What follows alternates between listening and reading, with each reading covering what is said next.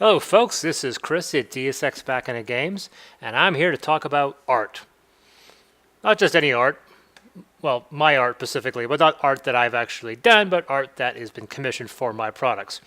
So I'm going to talk about two pieces of art specifically.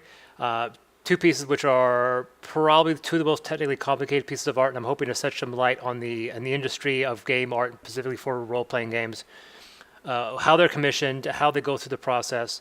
This is not always the case. This is what happens if you have a good relationship with your artist, and if you do not have a good relationship with your artist, then this is not what's going to happen.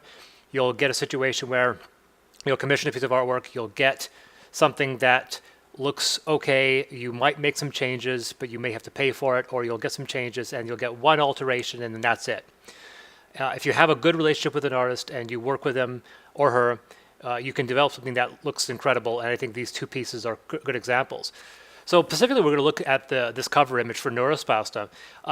And Nick Greenwood, who's the artist for 90% of all the artwork that has been done through Dias Ex Machina, has admitted that he's more accustomed and more used to doing organic images that are got living creatures, fantasy elements, but before that, we go to the cover. We have to deal with that logo, which is not just some simple piece of artwork. You start off with this robot, which I said wanted to be hanging like a puppet, but to do that, we needed a couple different variations on the head, and we wanted something that looked alive. And once we had a design idea, we had to go back and start working on the logo. We had different versions of that logo as well, and we went through several variations. And then one of the final variations we put in was replacing the head with something that's more that you'd see off like a kabuki mask. And that went through several variations if the head should be laying down or should be standing up.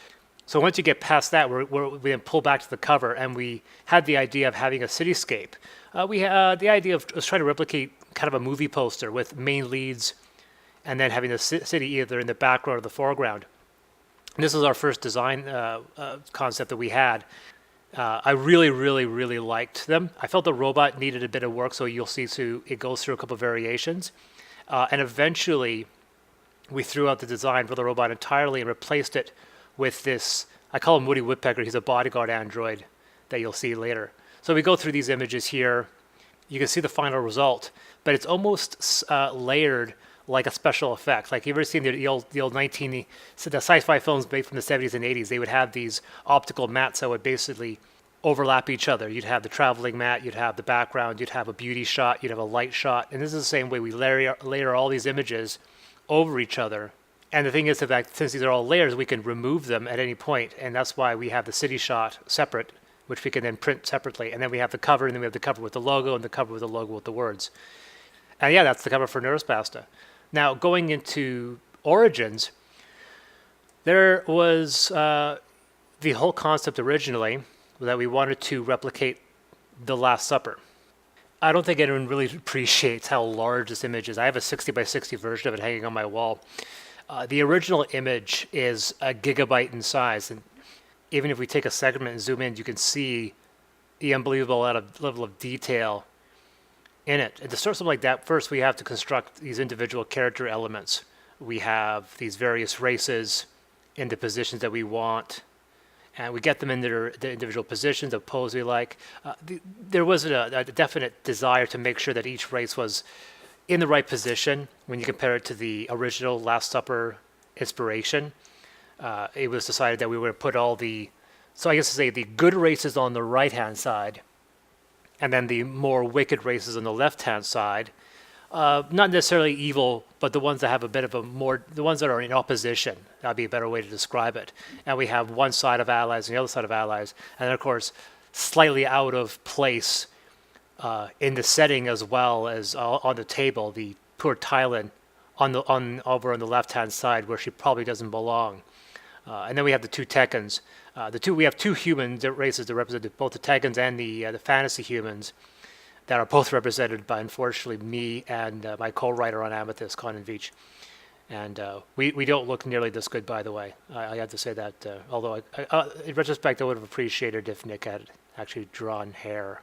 But I guess we want to be realistic here. When we get these layers and we get them in color, and we do color image of each element.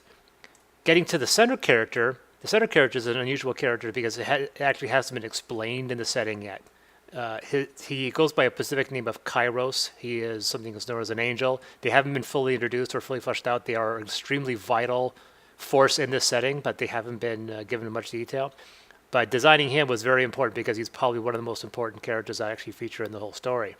So drawing these creatures for the first time was very, very difficult. I can imagine he had to be both a living thing while also being mechanical. It had to be something that exhibited personality. So then we have the full sketch of all the characters together. So once again, same thing as before. We're almost creating a visual effect shot as we combine all the individual elements.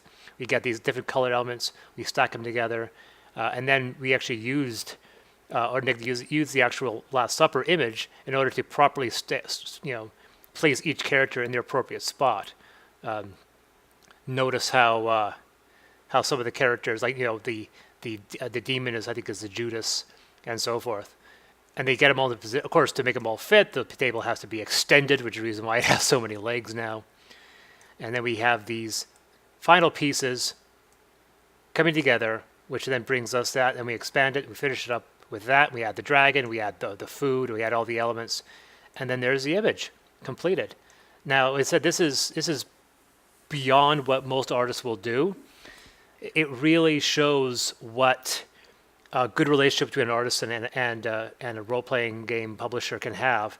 Some books have different types of artwork, different artists, and it's really useful if you have one artist having a consistent vision. It gives a consistent vision to the setting.